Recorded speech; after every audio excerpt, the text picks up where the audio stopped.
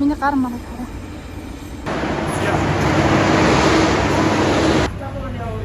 Машинист гэдэг одоо тэр хүн Танай станц зогслоо гэж бодоход Улаанбаатар хот дунджаар хэдэн цагийн дотор хөлдөх эрсдэл байна. Хай.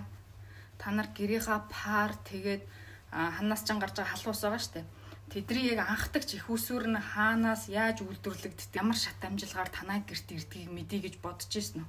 Би бол анхдагч их усүрийг харахынсан гэж боддог. Тэгээд би энэ бодлоо ажил хэрэг болох гээд нөгөө Балтко гэж залуу идэг штэ. Станцын бичлэг хийгээд идэг. Тэр залуутай уулзъя гэж тохирсон юм.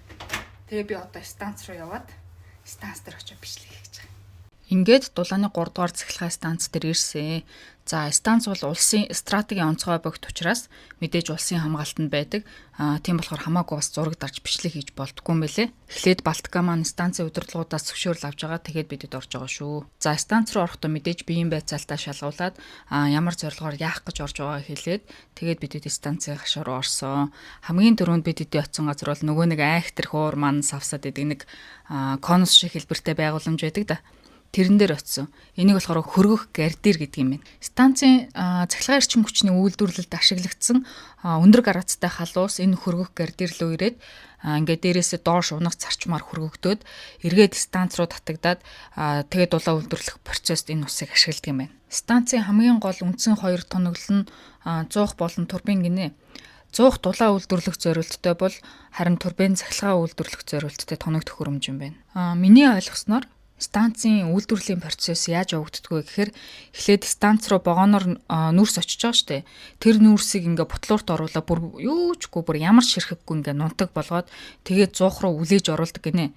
Тэгээд 100-ын дотор шаталтын процесс явагдаад усыг өндөр градусаар халааж уур болгоод тэр уураа турбин руу шахаж турбинаас цахилгаан эрчим хүч үйлдвэрлэж авт юм байна. Станцаас гарч байгаа халуус төвийн шугамар дамжиж барилгууд руу түгээгдээд барилгын хамгийн дээдлийн давхар дээр очиод эргээд доошоо бууж буцах шугамаар дамжиж станц руу ирээд дахиад үйлдвэрлэлийн процессд ордог гэсэн үг. За, станц руу орсон чинь доторх дуу чимээ бол үнэхээр амар байлээ. Уг нь би станц руу ороод Балткагаар гоё тайлбарлуулад явъя гэж бодож байсан байхгүй. Гэхдээ тийм боломж байхгүй юм бэ л дээ. Өөрөөсөө бүр нэгнийхээ чихэн дээр ирээд чангаар ойрлж иж ингээд сонсогдож байгаа байхгүй. Тийм орчинд юм бичлэх юм.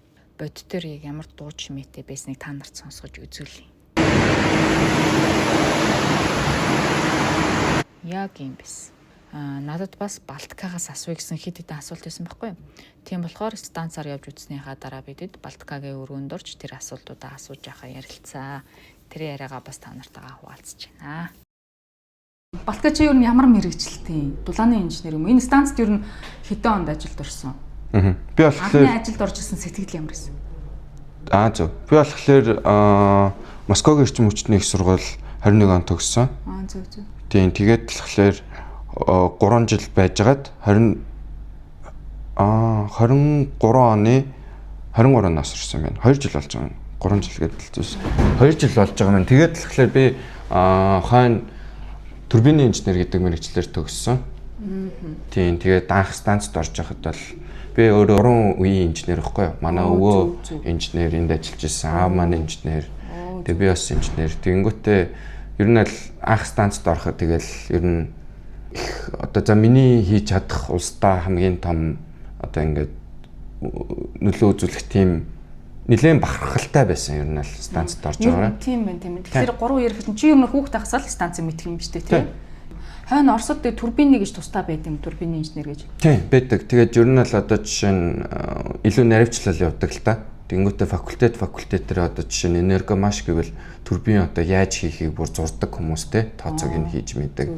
Тэгж хуваагддаг байхгүй. Тэнгүүт 100 чинь одоо станц чинь гол 2 тоноглолтой, үндсэн тоноглолтой 100 турбин гэдээ байгаа штэ. 100 чинь халааж турбин яг нөгөө нэг 3000 эргээд тэгээд цахилгаан гаргаж байгаа. Тийм. Тэгээ миний бол яг мэрэгсэн болохоор турбин инженер. Өдөрт ер нь чиний нэг өдрийн ажил өглөөс ороо. Ээлж нь гардаг юм. Та нарын ажил үргээ ямар байд? Би болохоор 3 дугаар цахилгаан станцын засварын инженер. Туршилт тохируулгын инженер. Тэнгүүт болохоор яадаг вэ гэвэл бидэд за нэг 6-аас би босоод тэгэл машин цуугаал хурж ирээд 7:30-аас биш 7-оос бидэд юу эхэлнэ? Өглөөний шуурхай эхэлнэ.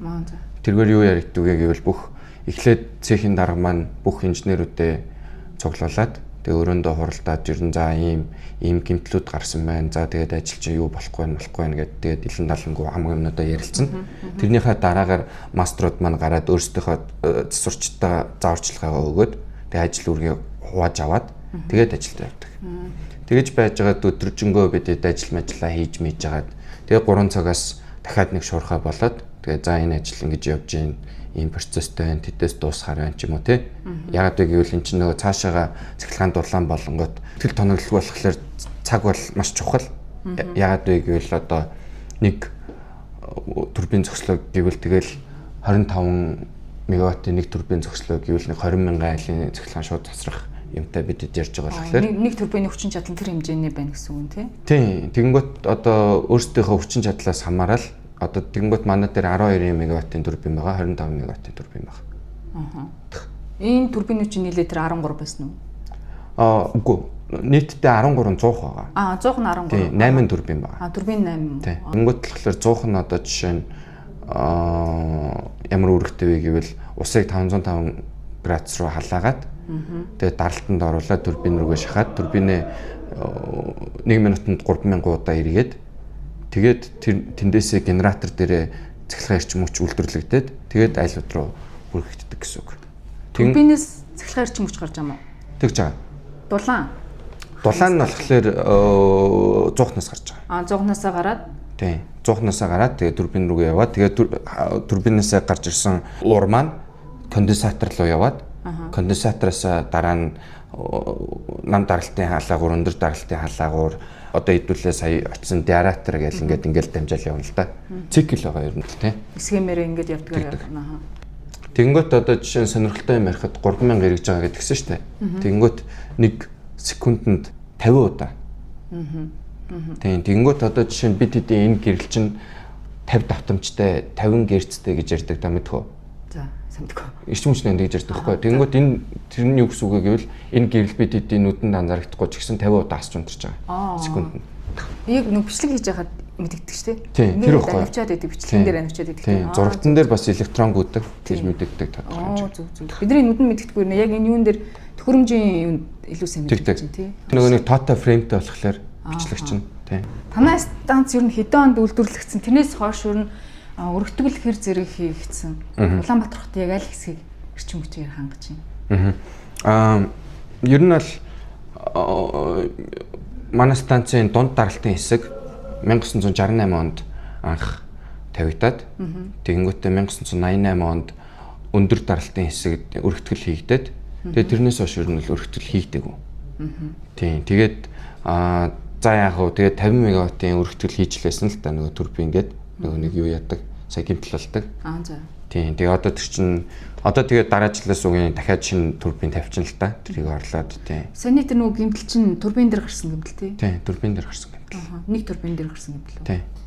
Одоо тэгээд тэр турбины гэмтэл гарцсан бусад 7 турбин 8 турбин.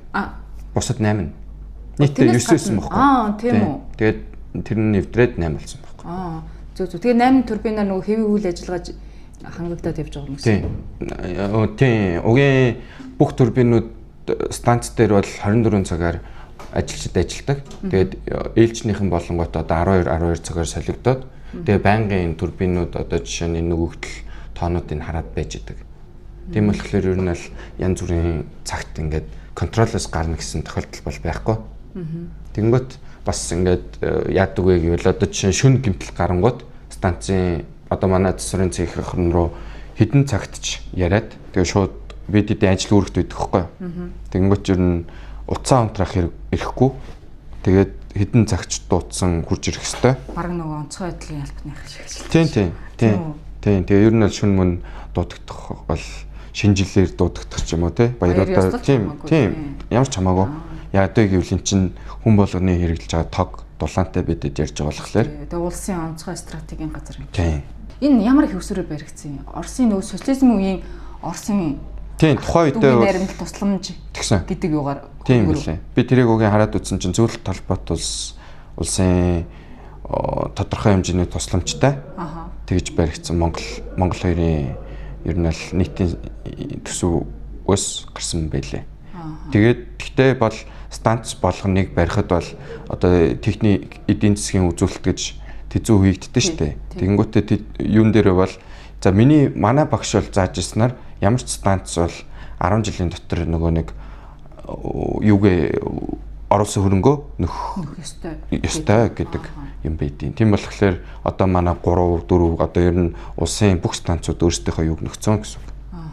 Тэр ихтэй 10 жил дотор нөхч чадсан юм болов. Тэрийг сайн мэдэхгүй. Гэхдээ ер нь бол нөх тийм тооцоо байгаа юм чи уг нөхсөн л баг.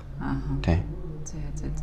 Анхны Улаанбаатарт анхны хэрэглэгч танай станцын анхны хэрэглэгч нь яг аль хэсэг гэсэн Улаанбаатарт. Тэрийг бол өстой сайн мэдэхгүй байна. Ягаад вэ гэвэл бид хэд чинь нөгөө нэг эрчим хүчин дээр нэг худалдаа өгч систем гэдэг юм байдаг. Бид хэд бүх станцууд яриад диспетчер үндэсний төв рүү тогоо нийлүүлдэг. Тэгээд тэндээс нь яг хуваарлт нь яаж хийж явдаг бид хэд мэдэхгүй. Тэгэхээр нөгөө танай станц гаднах үйл ажиллагаа болчиход байна тийм. Тийм байна. Одоо Улаанбаатарт хэдийн үеийг хангаж байна юм бэ? Одоогийн байдлаар дулаан тустай байх тий. Тэнгүүт одоо миний мэдж байгаагаар за нэг барагцаагаар 616 гигакалор ялгаруулад дулаан. Тэнгүүтээ нэг 120 мегаватт байгаа болов. Тэнгүүт за нэг Улаанбаатарын за нэг 20 муудаа бараг нэг. Гэхдээ яг энийг нэлээд шалгаж үзэх хэрэгтэй байхаа. Угийн энийг тэгтээ ChatGPT-гээр нийтээр л харчихна л та. Танай станц цагт дунджаар хэр хэмжээний нүүрс ус зарцуулаад хэр хэмжээний эрчим хүч үйлдвэрлэдэг. Нүүрстэй гэвэл яг нэг барагцаар 6500 тонн нэг хэрглэж байгаа. Нэг цагт. Тийм. Тэнгүүтээ усан дээр болохоор за нэг 600-аас 700-аар хэлбэгдэлцээд тонн ус хэрглэж байгаа бид. Тэгээ энэ зарцуулалт нь 24 цагаар ингэж тасралтгүй явагдана тийм. Тасралтгүй явагдана. Гэхдээ яг тэгээ шөнийн гормоор арай багасдаг үе байгаа л да. Гэхдээ нэг амар одоо жишээ нь 600 гэснээр гинт 100 муу болж болохгүй л дээ. Тэрчмээс нэг юм. Энэ яг улирлын хамаарал байх уу? Зуны улирал, өвлийн улирал гэж. Байлгүй яг уу. Ягаад вэ гэвэл одоо жишээ нь дулааны одоо 12 сар 1 сар чинь эрчим хүчний оргил ачааллын үе болохоор илүү их нүүрс сэргэлнэ. Тэгээ илүү хүүтэрдэг болохоор мэдээж дулаалга одоо нүүрс одоо илүү их хэрэгэлдэг. Ус адилхан уу? Тийм, хоёулаа их гэж байгаа. Тэгэхээр ерөнхийдөө л хамгийн оргил ачаалттай үеийн л өртөө өвлийн гомж 3 сар. Тэгээ 12 сар, 1 сар, 2 сар орох уу? 2 сар орохгүй. 12 сар 1 сар ер нь л. Тийм үү. Бусад үед яг тодорхой хэмжээгээр бага буураа явчихдаг. Тийм, аюу сонио. Яг тэгээд ингээд Монгол улсын хэрэглээг хараад үзвэл ингээд ийм 12 сар амар өндөр байснаа яг ингэснээ ингээд нэгсэж өсөх юм уу? Ингээд одоо чинь 1 сард ингээд оргил ачаал байснаа ингээд парабол ингэж явснаа. Тэгснээ ингээд 12 сар дээр хамгийн өндөр хэрэглээ байдаг хгүй юу? Тэгснээ монголчуудын хэрэглээ яг ингээд яг дундуур нь явна. Жохон дээгүүр нь. Тийм.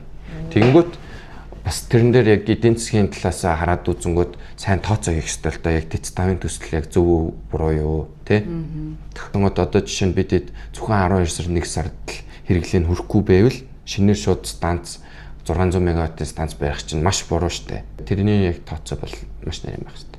Тэрний тооцоо тэзүү юм гарцсан байгаа штэ. Тийм. Тэнгүүд болохоор одоо жишээ нь манайхтай төстэй орнууд бол яадаг вэ гэвэл батарей станц барьдаг. Давхар тийм. Хамт.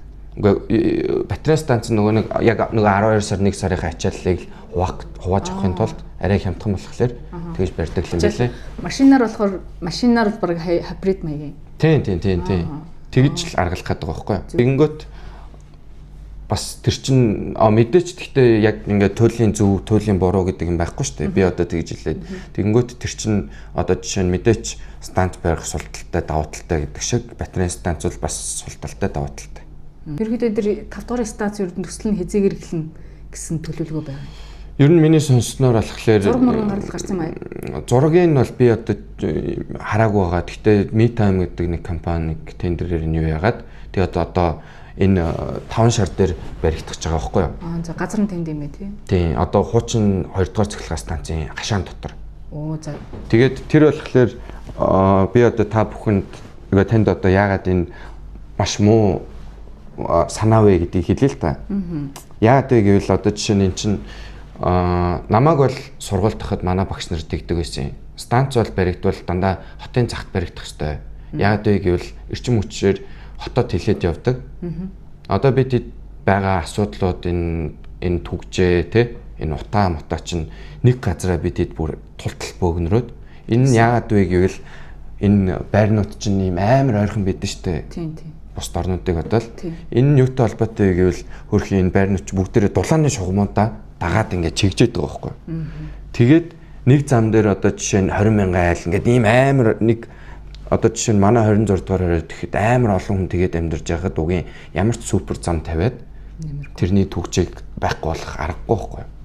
Тийм болохоор Тэцтав бол миний бодлоор аль болох бүр тэр нэг юм гордок мародокийн тишээ баригдаад тэгээ хот тэлтэй хийгдээд ингээд тэгээд хитрхи тийм хол болчурч нөгөө барилгын компаниуд чинь тэндээс дулаанаа татна гэхэр чинь дулааны зардал нь бүр амар өндөр гараад тэрэн дээр бол яадаг вэ гэвэл одоо жишээ нь гордок тэрэн дээр бас үнслээ нөгөө байрны өвтөг өсвөл явах юм байна л. Тийм. Тэнгүүт эдийн засгийнхаа юугаа дүрмээр тэгээд өөрсдөө тэгээд одоо тийшээ арай шинээр барьж байгаа чинь зах руугаа хямдхан байдаг ч юм уу те. Ер нь гадаад улсууд тийм байдаг штэ. Очоод үзэнгүүт Москвад амьдардаг хүмүүс жишээ нь хизээч Москвах төвд амьдардаг хүн байдаг л байхгүй. Тийм тэрэн шиг тэнгүүт одоо жишээ нь Улаанбаатар тэнгүүт бид бүгдээрээ л их төвд баг амьдарч.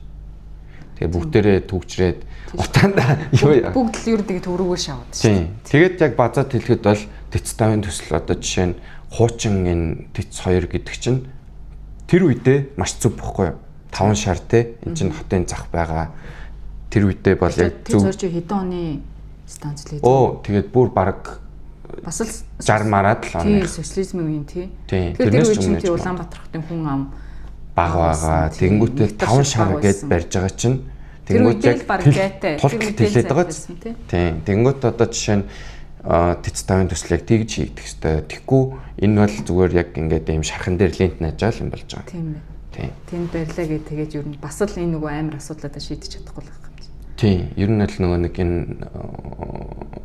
зөвхөн ингээд төвжээгингүүт л нэг замын асуудал юм шиг, цагдаа нарын асуудал юм шиг. Энд чинь ингээд нийтээр айгүй олон хүний хэрэгцэл байгаа юм. Тийм. Хүн чи хэрэгцээгээ дагж л амьдарч байгаа юм чинь. Тийм. Тэгээд цахилгаан дулаангүй болоогийн одоо яаж байх вэ тий? Ялангуяа энэ 21-р зуунд. Тийм. Тэгээ манайх шиг юм хүүтэн нийслэл болохоор. Тийм. Танаа дээр станцын яндан дээр үнс баригч гэсэн үү? Тийм. Тийм байд юм уу? Тийм. Үнс баригч гэдэг юм байдаг. Тэр нь ямар юм бэ? Миний гадралж байгаа зүгээр төсөөлж байгаа нэг тийм утааны скрубер вентур гэдэг. Тэр нь тийм яг цахилгаан шүүлтүр бол манай дээр байхгүй. Цахилгаан шүүлтүр дэцтүр дээр жишээ нь байдаг. Энэ нь болохоор яадаг вэ гэвэл юу яадیں۔ Үнслэгийг барьдیں۔ Гол нь. Үнслэг хэр чин тэр станцын янзангаа утаатай хамт үнс хаягдахгүй л гэсэн үг. Тийм. Үнс хаягдахгүй. Гэхдээ утаа нь бол хаягдана. Гэхдээ энэ нь бол яадаг вэ гэвэл одоо жишээ нь би 2 жил Природа Вижине гэдэг хичээл үзсэн байхгүй юу? Тэрэн дээр бол яадаг вэ гэвэл одоо та станц барих гэж ивэл ийм станц барих гэж ивэл одоо жишээ нь утаан станцынхаа хүчин чадлаас хамаарат нөгөө яндангийнхаа өндрийг бидэд тооцоолоод за тэгээд тэдэн метрийн цаана өндөр хүчин чадлаас хамаарах нь тийм ээ. Тэгэнгүүтээ тэдэн метрийн цаана хаягдана гэдэг тийм тооцоогоо хийдэг байхгүй баригдахдаа. Тийм байна. Тийм болгонгод одоо жишээ нь манай дунд даралтын яндан 100 м. Тэгээ өндөр даралтынх 150 м. Тэнгүүтээ тэдэн километрийн цаана тэд ийм салхитай байхад хаяна гэдэг тийм тооцоогоор хийгдэж байгаа юм. Одоо энэ 100-наас гарч байгаа үнс ямар аргаар зайлуулагдаад хаана очиж нэгцэн тэр үнс цуглаж байгаа хэсэг ер нь ямар шүү газар гэдэг. Хуурай үнс байх юм уу, нойтон байх юм уу тэрийг яаж зайлуулдаг? Тийм, эндээс болохоор нөгөө нэг устаа хөлөгдөж явдаг. Тэгээ түр багаар тийшээ явж байгаа. Тийм, хоёлаа харсан. Тэнгүүт тэнд болохоор үнсний далан гэж байгаа. За. Эндээс нэлээд хол нэг 10 чүрхгүмнаа нэг хэдэн километрийн цаана байгаа. Станц гашин дотор үстэй. Үгүй. Тийм үү? Тийм, гараад машинаар явдаг. Тэндээсээ устаа хөлөлтөд тур багаар тийшээ явчихж байгаа байхгүй юу? За. Тэнгүүд тэнд чинь мэдээч бас даралт унгахгүйгээд тэнд одоо нэмзэр нацус мацуснууд байгаа шүү дээ. Тэнгүүд тэнд нь очиж засвар үйлчлэгийг нь хийдэг байхгүй юу? Тэгээ тэнд нь бас 24 цагаар хянж байгаа илж байгаа л да.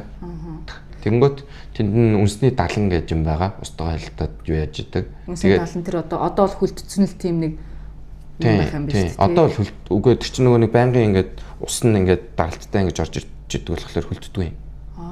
Зөв. Тэгээд тодорхой хэмжээнд нөгөө нэг далан дүүрээд тэрхлэнгүүд бууршлаад дараагийнхаа даланг эмчүүд нь бариад явдаг. Үнсээ бол булшилтай юм тий. Булшин. Тэнгүүт нээлттэй тэр чинь бас саяд байвал айгүй амар юу штэ.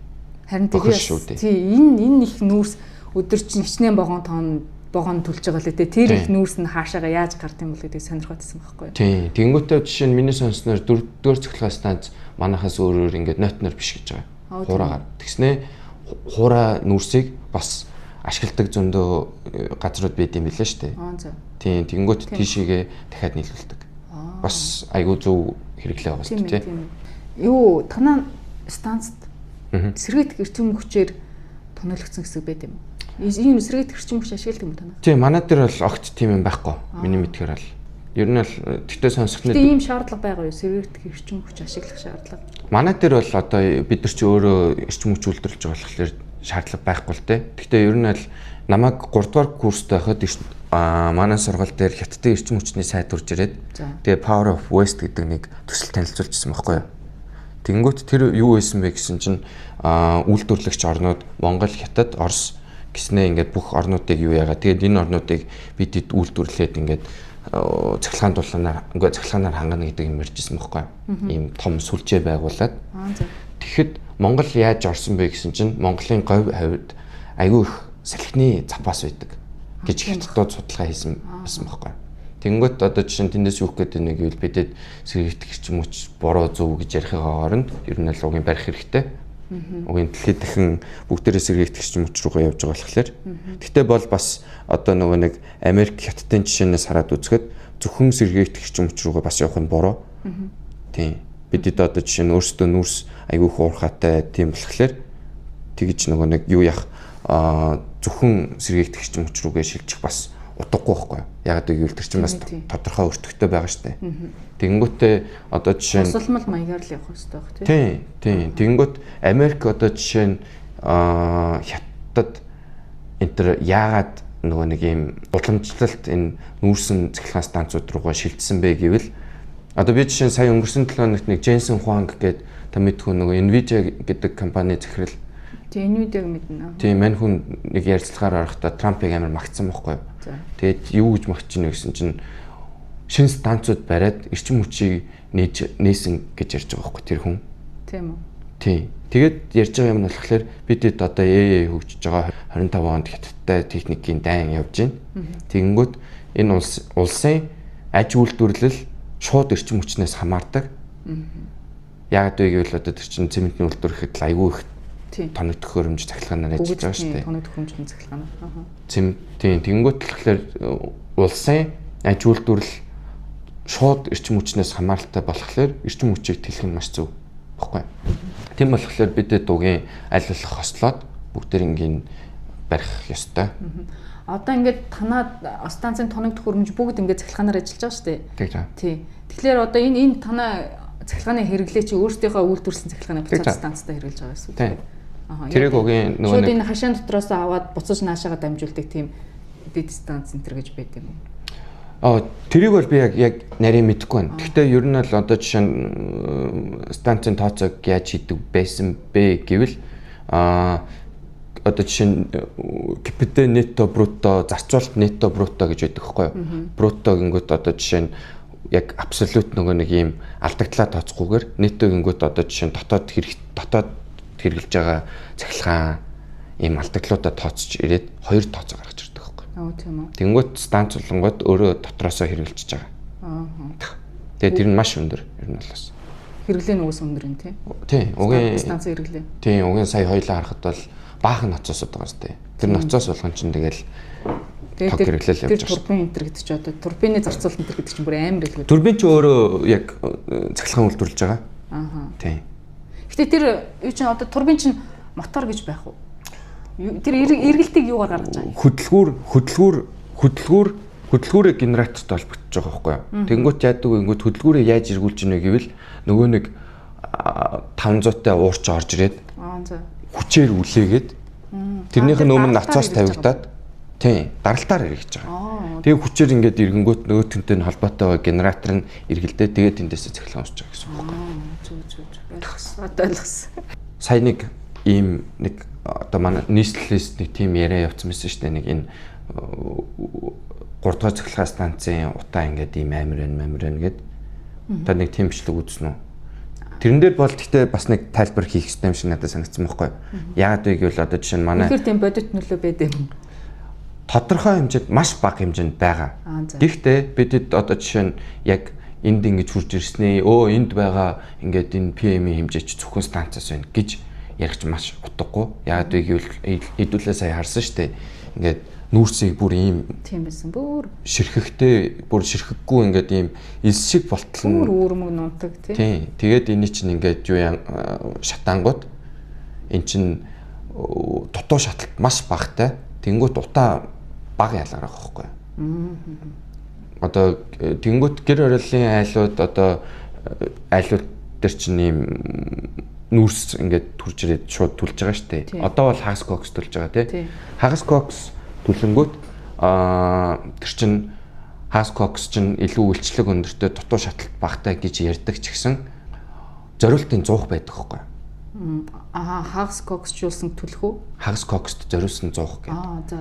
Тэр нь илүү өндөр температурт даадаг тий. Тэнгүүтээ галынх нь хотол нь илүү том байдаг ч юм уу тий. Тэнгүүт одоо бид нөгөө нэг нүүрсээс олсон ч гэсэн илүү утаатай илүү өөр байгаад байгаа шүү дээ. Тэр яагаад вэ гэвэл дутуу шаталт явагдаад байгаа байхгүй айлуудын галын хотолт нь. Тэнгүүтээ нүүрс хагас коксын нэг алдтай юм нь илүү угаарын хий ялгаруулдаг. Тэнгүүт PM 2.5-ын хэмжээ багасна гэж харуулад дарганаар харуулж байгаа ч гэсэн яг үнэндээ угаарын хий чинь PM 2.5-аар хэмжигддэггүй байхгүй юу? Илүү өөр хороор солилцсон гэсэн үг. Тийм. Тэнгүүтээ угаарын хий илүү ялгарч байгаа. Гэхдээ ийм тоосонцрын хэмжээ илүү багтаа болж байна. Одоо бид нар чинь кокс түлхээс өмнө нөгөө шууд байгалийн нүүрс түлдэг гэсэн шүү дээ. Түүхийн нүүрс одоо энэ сайжруулсан түлж хоёрын ер нь хор нөлөөгөөрөө одоо яг хагас кокс уу? Тийм, яг үнэхээр ер нь бол яг аль нь илүү? Тийм, ер нь бол онол дээр биш үү? Онол дээр бол хагас кокс зөв гэдгийг. За. Ягаад гэвэл илүү сая би хэлсэнчлэн нөгөө нэг илүү өндөр температур чаддаг илчлэг сайтай дутуу шаталт багтаа болохоор утаа бага ялгаруулна. Гэхдээ энэ дээр чинь юу байдаг вэ? Одоо жишээ нь энэ машин сайн гэснээ энэ мууч машин байдаг шүү дээ. Одоо муу сайн прус байлаа гэхэд хуучирсан прус бол муу прустэй. Тэнгүүтээ гэхдээ энэ дээр бидний ганц харах хэрэгтэй юм стандарт яг стандарт нь нөхгүй. За. Хагас кокс яаж ийгдэг вэ гэвэл миний санаж байгаагаар би гэхдээ тэрэн дээр сайн судалгаа хийгээгүй л дээ. Би яг шууд толгоноос ярьж байгаа шүү. Тэнгүүт сайн мэдэхгүй л. Яаж ийгддгийг сайн мэдэхгүй л байна. Тэнгүүт л тэгэхээр яадаг вэ гэвэл хагас нүүрсийг бутлаад тэнгүүтээ трийгээ 600-700 градус жигнээд тэнгүүтээ тэндээс нь нөгөө одоо яг ялгараад байгаа хортой хийнүүдийн PM 2.5 мав гэдэг юмнуудын фильтрээр ялгаж аваад барьцлуулагчтай дахиж холиод тэнгүүтээ хатаагаад тэнгүүтээ чигшилтийн хэмжээ нь 12-оос 15 байна гэдэг ч юм уу те. Аюу тийм нарийн процесс ихгүй. Тийм үү. Ийм олон дамжлагтай нарийн процесс. Тэнгүүт одоо бид хэдийн орж ирсэн нөгөө нэг 200 гад гаруй тэрбумын тендрийн тэр нүүрснүүд нь яг энэ стандарт дээр хийгдсэн үү гэж асуух хэрэгтэй байхгүй. Миний бодлоор л үгүй баг. Тийм болохоор онол дээр хагас кокс яг зөв түлшчихсэн. Энэ хагас кокс нь яг нөгөө нэг онол дээр шигэ байгаа тийм стандартын дагуу хагас кокс мөн үү гэдгийг тэр нь бас эргэлзээтэй байна. Тэрнээс гадна энэ хагас коксыг түлхийн тулд зориултын зоох хэрэгтэй гэсэн шүү дээ тий. Одоо манай монголчууд чинь тийм зүйл байхгүй энгийн зохоор явж байгаа тий. Одоо тэнгөт эн чин гэхдээ амар хоёр талтай мэлээ. Тэнгөт одоо жишээ нь би ингээл ярингот эдгээр ингээ 100 шахах гэж байна гэдэг юм яригддаг шүү дээ. Тэнгөт яалчгүй л угийн одоо жишээ нь та ингээд тий хоолоо өөр маха одоо жишээ нь өөр гамбанзан дээр ногоо өөр гамбанзан дээр гэдэг шиг юм бохгүй юу? Ер нь бол жоохон ч гэсэн тийм нөгөө юу байх хэрэгтэй. Одоо тэнгөт өндөр температурт шатж байгаа юм чинь нарийн зүгээр нүүрсний зуухны хан чинь нарийнхан штэ. Нэмгэн. Тэнгөтээ зуухныхаа ханыг нэвтлээд тэнгөтээ угаарын хий илүү ялгаруулт юм бижиж дотор нь хүн угаартах бүрэн боломжтой. За. Ер нь угаарын шалтгаан ер нь энэ л юм тий баг. Тэгээ угаарын чинь гол нь нөгөө нэг илүү нүдэнд баг харагдана. Гэхдээ илүү хурц үнэртэй байх боломжтой. Яг Монголд одоо яг тийм байгаа шүү дээ. Тийм. Нэг ийм хөхөр гэдэг байгаа шүү дээ. биш. Тэр чинь хөхрийн хий чинь нүүрснээс байхгүй. Хөхрийн хий арин багтай. Тийм. Арай өөр үнэр гарч байгаа шүү дээ. Нэг тийм арай нэг хэрж одоо нүүрсний л үнэр үсттэй. Тийм. Тэнгүүт эн чинь нэг ийм сонин нэг арай өөр байгаа маа. Тийм. Тэр нь бол ялгаа нь тэр ихгүй. Гэтэ PM2.5 баг чигсэн яг ортой л хий байхгүй юм л. Хүн угаартай дөхтэй шүү дээ, тий. Тийм. Энэ дээр яг судалгаа хийж үзсэн. Угаарын хий болохоор цаашлаад юунд нөлөөлдөг гэвэл зүрх судасны өвчтөй болдог, нойронд нөлөөлдөг. Тэгээд ханаад том дэлгэрдэг байхгүй. Тэнгүүд сая яг нэг давлгаа явсан шүү дээ. Тэгсэн. Амар давлгаа явсан. Тийм. Тэрийг бол би бас нэг яг ингээд нэг олон юм ингээд давлгаалаад юм даа. Одоо ингэж амар угаарын хий тооссон цортой байхад юу гэлээ? Яаж хамгаалах ёстой гэж биш нөгөө нэг чихтэй агаартай холдож болдгоо гэд. Тийм. Тэнгүүд нөгөө нэг тэгэр ч одоо айлууд хүчлэлэг болж байгаа хгүй шууд химийнхаа югаар. Яг айлууд янз янзлаг болтой дотроо нөгөө гэр дотроо агаар цэвэршүүлэг тавьаагүй бол яг цонхны завсраар мэдээж ингээ угаар орж ирж байгаа шүү дээ. Утаа нэрдэг шүү дээ. Айлуудын гэрийн цонхоор тэрэн дээр дахиад чигшүүлэгч тавихаар энэ хоёр хоорондоо нөлөөлөх юм. Нөлөөлнө шүү дээ. Ер нь л агаар цэвэршүүлэгчгүй байвал агаар чигшүүлэгч тавиад дэмий бүр эсрэгээр баг хорлох юм уу? Тийм. Тэгээд ер нь л тэгээд бас юу яасан дээр тэгвэл агаар цэвэршүүлэгчийг чигшүүлэгчтэй хамт л хэрэглэх юм байна тийм. Тэгхгүйгээр дан чигшүүлжүүл яг энэ утаатай орчинд бол болохгүй юм шүү дээ. Тийм. Оо тийм учиртайсэн юм уу? Тэгэд одоо жишээ нь угаарын хий одоо ийм ярьж байгаа яаж хамгаалах ёстой вэ гэвэл мэдээж маск гэхгүй юу? Гэхдээ зүгээр нэг ийм ханиадын маск зүүжсэн шүү дээ хүмүүс. Тэр биш л дээ. 3M гэдэг маск байгаа. Тийм маск байдаг. Тийм. 3M бол яг угаарын хий яг одоо бид эдэм байгаа хийн дээр илүү хамгаалах юутай. Тийм. Ер нь л одоо бидэд угийн л утаатай байгаа нь үнэн тийм болохоор ядаж яаж хамгаалах ямар маск стандарт гэдэг юмнуудыг мэдчихүүлэх зүгээр байна. Тийм ээ, маска зүгээс сурчвал тий. Маск зүүж хөвшихгүй байна. Би ч гэсэн одоо хөвшихгүй. Одоо энэ танай станцаас одоо ингээд дулаан гарч байгаа штэ. Ер нь хэдэн градусын дулаан гараад айл өрхүүдүүд хэдэн градус ч буурж очих уу? Манай нэг raw boiler-оос гэхэд нэг бараг цагаар нэг 120 градустай гарч байгаа. За. Тэгээд цаашаа явсаар хагаад яг дунд нь нөгөө нэг даралт өсөж байгаа штэ. Нацсууд. Тэд станцууд дээр. Тэгээд тэрнийхээ дараагаар хурж ирээд нэг айлууд руу нэг 80 градустай орж ирэнгүүт тэн дээр нь ялцаа халагаар буулгаад тэгээд нэг айлын нэг 60 градустай л орж байгаа. 60 градус. Тий. 120-оос унсаар гал нэг 60 лөө. Тэгээ угийн одоо өндөр даралтаар гарах уу? Дунд эндээс бол даралтын бас өргөж өгдөг гэж юм. Тийм. Эндээс бас өндөр даралтаар гарна. Гэхдээ угийн чинь ингээд аслагдмал зайд үйл тэгээ даралтын угийн өсөхгүй бол тэр чинь усалраа очихгүй шүү. Хэдэн метр тутам даралтын ноцоос байрлах уу? За тэр бол өстой яг сайн мэддэхгүй байна. Тэр бол нөгөө нэг дулааны шугамшилж юмулжийнхаа илүү сайн мэддэг. Зүг. Станц дотор хамгийн халуун хэсэг нь тэгээ бас хамгийн аюултай хэсэг нь аль хэсэг үү? Тэгээд танд яг юу гэж санагцсан? За аюултай гэвэл ер нь аюултай гэвэл тэр халуун хэсэг бол яалтчгүй мэдгэжсэн. Бүр ингээ очисон чи бүр ингээ халуу төөнөл тэгэл ингээл хөл сурсаал ингээл. Тий. Ер нь л халуун хэсэг чинь одоо тэр барабан тэгэнгүүтээ нөгөө нэг зуухны дээр идүүлээ гарсан шүү дээ. Тэгсэн. Тий, зууны дээд амар халуун байсан. Тий. Тэр бол бас халуун хэсэг. Тэгэнгүүтээ дератор дээр идүүлээ бас очсон. Дераторын давцсан бол бас хамгийн халуун хэсэг гэж явдیں۔ Тийм. Тэгээд аюултай гэвэл ер нь л угийн ер нь л яг өндрөөс айдаг хүн хэцүү байгаа сте. Тий, дээш чи хідэн давхар орон сууцны хідэн давхартай тэнцгэрэлээ тэр 100-ны өндөр чинь. Ер нь л нэг 5-аас нэг 6 давхар 4 ч юм уу те. Нэг тиймэрхүү л байгаа. Ер нь л нэлийн юм урт үргэлжсэн юм байгаа сте. Тий, их өндөр 100 байлээ те. 100 бол. Тэгээд тэрийг хараад үзвэл эн чинь бас P хэлбэртэй. P хэлбэртэй. Ингээд энд нь галын хотол байхад энд нь ингээд шаталж явагдаад тэгэнгүүтээ энэ дээр нь КПП гэдэг хоёр халаагур гиснэ барабан гэдэг тэгснэ энд нь economizer TVP гэж явдаг байхгүй. Яагаад ингэж байдаг вэ гэвэл энэ нөгөө нэг станц чинь ашигтуулахын коэффициент буюу одоо энэ аль болох ашигтай л ажиллах гэдэг байхгүй бидэд нөгөө энэ усаа шууд нөгөө нэг халаахын оронд замд нь арай жоохон ингээд алдагдaltaй хэсгүүдээрээ жоохон даралт градусуудыг нэмээд те тэгж явдаг байхгүй. Гэтэ бүх 100 бас П хэлбэрийнх биш л те. Одоо Т хэлбэр гэдэг манай Монголд бол миний мэдгээр бол ихэнх нь П хэл юм шиг байна. Сургууль дээр бол үзэхэд л төрөл төрлийнх л байсан. Тийм бах та. Одоо за түү муугаар утгаа за танай стан зогслоо гэж бодоход Улаанбаатар хот дунджаар хэдэн цагийн дотор хөлдөх эрсдэл байна.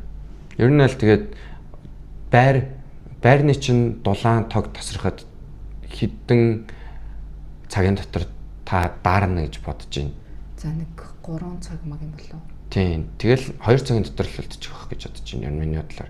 Ягаад вэ гэвэл манай станц одоо жишээ нь зогслоо гэвэл систем чинь энэтэй холбоотой байдаг болохоор систем нь бүтнээр унах байхгүй юу? Нэг станц одоо манай станц унлаа гэвэл 4-р циклаа станц унах магадaltaй. Эдгээр чинь систем нэг байж тарах гэдэг нь тийм. Зүг. Тэгэнгүүтээ ингээд бүгдээрээ ингэж ундаг байхгүй юу? Нөгөө нэг хэрвээ та санаж ивэл нөгөө нэг ийм шувуу муу нөгөө нэг ийм хөөсөнцөр наалцсан малцсан гэдэг нэг Улаанбаатараараа нэг тог болсон шүү дээ өвөл. Үгүй 100 тэгсэн. Яг тийм юм болдог байхгүй юу? Нэг нь ингээд унвал системээр ундаг. Тийм. Одоо жишээ нь олон жижиг станц биш болохоор. Тийм. Тэгээд системээр унаад тэгэнгүүт одоо жишээ нь энэ дулаанаас үгүй энэ зуух мухнуудаас энэ бойлеруудаас очиж байгаа халуун ус чинь айлууд руу очихо болчихно. Тийм. Тэгэнгүүт энэ газар доогоор явж байгаа шугамууд чинь тэрийг бол би яг сайн мэдэхгүй л юм л та. Гэтэ энэ шугамууд чинь ер нь л тодорхой хэмжээнд удаан бүр ингээд зогсчул хөлдөж штэ. Тэгэнгүүт тэрий чинь бидэд одоо дотор нь шугам нь хөлдөө ингээд явцсан байгаа юм чинь бидэд шууд тэр дор нь өвлөн засах боломжгүй. Тэгэл тэр зундаа үгүй өвлтөө ер нь л хөлдөж байгаа юм болж байгаа байхгүй юу? Тэр үлс амар юм болох юм тийм ээ. Тийм, тэгвэл ер нь л тэгэл бүр үнэхээр амар юм байна тий. Тийм, тэгээд имлэгүүд бүх юм л зогссон шүү дээ ер нь. Тийм, тэд нар чинь имлэг яг нь захилгааны л нөөц үүс хүрээ нөхөс дулаан молон дээр бол байхгүй шүү дээ тий. Тийм байхгүй баг. Тэгээд бидэд яг Оросоос нөгөө нэг 300 мегаваттын шугам байдаг л та. Тэгээд тэрвэрээ аваад тодорхой хэмжээнүүдийнхаа юуднуудыг яг имлэгүүдээ имлэг цэцэрлэгүүд их л баг л та. Тэгээд системээ гэхдээ сэргийлэх гэж амар удаа шүү дээ. Тэгээд систем гол нь нэг турбин зогслоо гэд одоо машин шиг ингээд асаагаад дунтраач гэдэггүй байхгүй юу? Турбин чинь та сая харсан шүү дээ амар том богоц. Тэнгүүтээ энэ турбин чинь баг дунджаар хэдэн метр юм? Аим шүү дээ. Тийм, тэнгүүтээ одоо жишээ нь энэ төмөр чинь 500 градусын уураар халангууд төмөрл болсон хойно эн чинь ингээд тэлдэг. Ингээд халаад гэлэнгүүтээ ингээд илүү өргөн болно. Тэнгүүтээ одоо жишээ нь нэг ийм турбиныг халуунаар нь ингээд орхичвол ингээд доошоо ингээд гулцаачдаг байхгүй. Тийм. Тэнгүүт хөргөж явах, зогсоож явах хоорондоо бид чинь ингээд эргүүлж идэг. Гулцаалахгүй тулд. Би гараар эргүүлж идэм үү? Үгүй. Яг юугаар л уураар л эргүүлнэ л дээ. Эсвэл турбин эргүүлэгч байдаг. Тийм, тэгэнгүүт сая одоо авсан жишээ шиг ер нь л ингээд турбинууд нь за зогслоо гэхэд шугамудаар явж байгаа дулаан шугам нь өөрөө хөлтчүүл ардаас нь дулаан ус явуулахад тэр чинь шууд задрах байхгүй. Тийм. Шугам задрна. Тэнгүүд угийн бүгдээрээ одоо мэддэн шүү дээ нөгөө хорооллын нөгөө нэг юун дотор юун доор алт үйд юм уу гэл жил болгоно нэг тэгдэн шүү дээ. Тийм, тэр чинь бас хөөхий яг тэр хүмүүс нь үнэхээр яг ажиллаа хийгээл хэцүү ажил хийгээл явж байгаа хүмүүс байхгүй. Тэгээ дараа ажил нь тэр хавийн айлуудыг хөлдөөчгүйгээл сольж байгаа ажил штэ. Тэгээд ер нь бол Улаанбаатар доогоор нийт 370 км дулааны шугам байдیں۔ Тэнгүүтээ тэрнийх нь 20% нь насжилтанд дууссан. Тэнгүүтээ за жилдээ төсвөн сайн тавигдлаа гэвэл тэр 20%-ийнхаа 5% нь л шинжилж чаддаг гэж хэлээ. Тэнгүүтээ бидэд бүгдээрээ мэдж байгаа өвөл одоо шинэ байрнууд нэмээд дулаан авч байгаа штэ. Одоо авилгал хороол мороол гэх тээ. Тэнгүүт энэ болгон чинь шинэ станц баригдахгүй байгаа юм чинь та хэдийн очиж байгаа дулааны чинь илчлэг багасаад хоёрынхыг хуваагаад тэгээ шинэ байранд одоо жишээ нь очиж байгаа. Тэгээ зарим айлуудын таар чинь хүүтэн байж тээ яга муу галаад байгаа юм хэрүүлээ гэдэг нь. Тэр бол үнэхээр үнэн баггүй. Үнэхээр л унж байгаа байхгүй юу? Тийм байна. Зүг. Тэр дулааны шугам сольдгийг яа тийм төлөвлөгөө туваарийн дагуу сольд юм уу эсвэл тэгээд тэгж байгаа. Төлөвлөгөө туваарийн дагуу мэдээч тэр ид чинь за энэ нь илүү утцсан байгаа даа гэж бодоод сольж байгаа шүү дээ. Тэр 20% чинь 5% гэж бүхэл бүтэн цаана 15% сох бүр ямар ч засваргүй яваад байна шүү дээ тий. Тэгээд таны хэлсэн шиг өвлөн задарч болно шүү дээ. Тэнгүүтээ одоо жишээ нь минийх. Тийм үү. Тий. Тэнгүүт одоо жишээ нь энэ ингээд угийн ийм хэцүү юм уу гэж бодож болно шүү дээ. Тэнгүүт гадаадууд яадаг вэ гэвэл түнэл барьдаг байхгүй юу? Тэр ингээд бүх халуун дулааны шугамудаа нэг ийм түнэл дотор хийгээд тэнгүүтээ хүмүүс тийш нөгөө нэг ухахгүйгээр ингэж ороод нөгөө нэг ийм түнэл рүүгээ ороод тэгээд хэсэгчлэн таслалт хийгээд тэгэж ер нь бол илүү тийшээ явах хэрэгтэй Монгол улс. Тэгтээ тэрний төсөв нь мэдээч аимшигтай хэдэн их найтч байлаа та. 20 хэдэн их найтч байлуу хараад үзсэн чинь тэгэнгүүтээ тэр төсөв одоо жишээ нь хаанаас тавигдах юм. Өөр миний асуугаагүй чам бас энэ тухай ярих байсан да гэсэн. Ер нь бол гол ярих гэдэг юм болохоор ер нь бол залуучууд бүгдээрээ станц руу орж ажилласаа гэж би хүсдэг. За. Тийм. Тэгээ одоо жишээ нь би бол нөгөө нэг юм контент их хийдэж штэ станц манцын. Тэнгүүд надруу амар хөөрхөн хүүхдүүд бичдэг байхгүй. За. Би ингээд эрчимчний инженер болъё гэд ингээд орцсон гэд.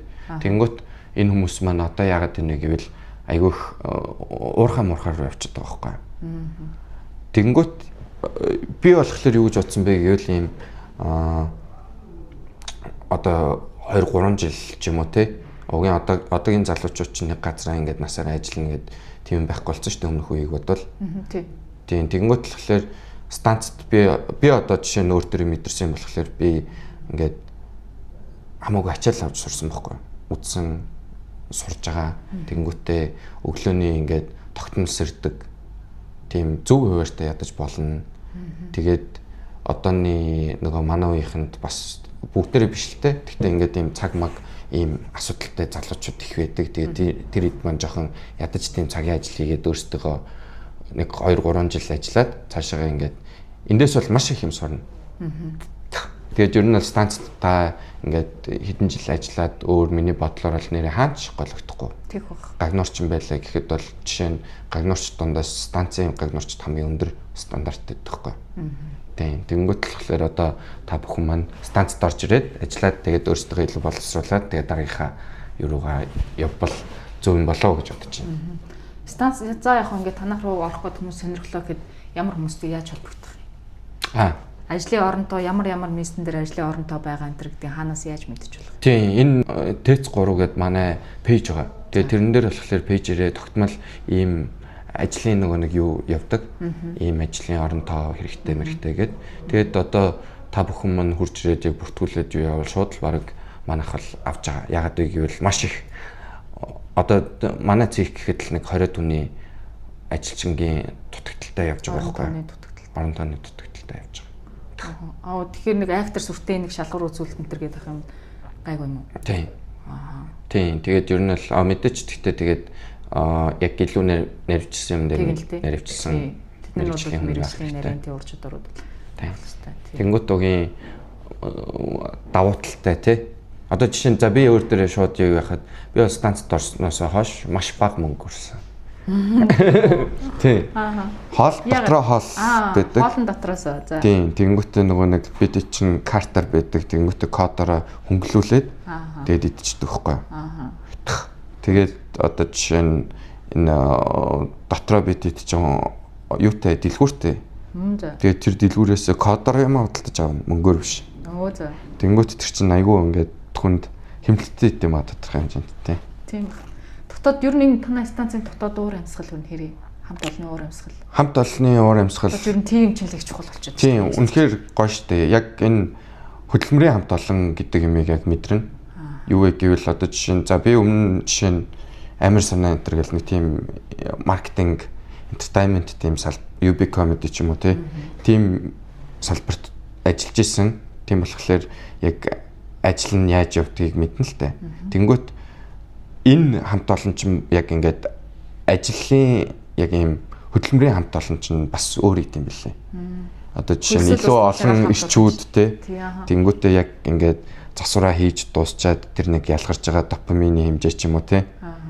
Тэр бол яг үнэхээр гоё байдаг.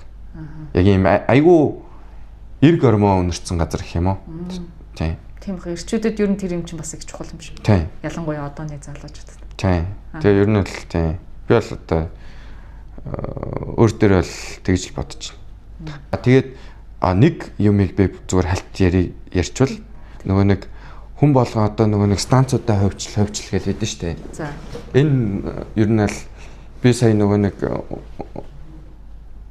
инх цэцэг гэд гишүүн байдаг байхгүй юу. Тэгээ инх цэцэг гишүүний нөгөө нэг хуулийн багт нь тэр хүмүүстэй хамт ажиллаад яриад үзэхэд бол засгийн газар гүржийн нөгөө нэг эрдэмтдийг авчираад тэгээд тэр тэднийхэн саяхан эрчим хүчний реформ хийсэн улс байхгүй юу. За. Тэгээ өдөртөө 2 цаглагантай байдаг гэсэн. Өө тийм үү. Тэгээ одоо болохоор бүр ингээд эрчим хүч нь айгүй гоё хэмжээнд очсон. Тэгээд тэр хүмүүстэй яриад үзэхэд ер нь бол шийдэл нь хөвчлөх биш юм билээ. За. Яагаад вэ гэвэл одоо жишээ нь та энэ станцыг авбал та мэдээж ашиг хийх гэж л орж ирэн штэ.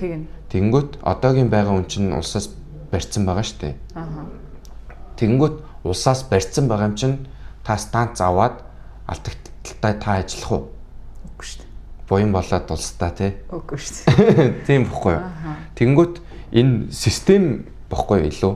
Яагаад вэ гэвэл одоо нэг худалдаа өгч систем гэдэг дүүт рүү бидэд бүгдээрээ нийлүүлж байгаа ингэхгүйгээр одоо гадаад яадаг вэ гэвэл маркетинг оператор тэнгуүтэ техник оператор гэдэг дүүтийн хийж байгаа ажлыг хоёр хуваагаад авчдаг байхгүй юу. Маркетинг оператор нь яадаг вэ гэвэл зөвхөн эрчим хүчийг мөнгө талаас нь бодно. Энэ хүмүүс эдийн засгийн мэргэжилтэй байх хэрэгтэй. Эрчим хүчний мэргэжилтэй байх хамаагүй. Тэнгуүт техникийн операторууд нь болохоор яг одоо дүүтийн хийж байгаа нөгөө нэг техникийн ажлуудаа мэргэжлийн хүмүүсүүд нь хийгээ явна. Тэгээ гол нь яг ингээд ялгаж байгаа нь ямар холбоотой вэ гэвэл энэ эдийн засгчд ингээд ороод ирэнгүүт бид захилгааныг зөвхөн хэрэглээ биш эдийн засаг гэдэг талаас нь харж эхлэх юм байлээ л дээ.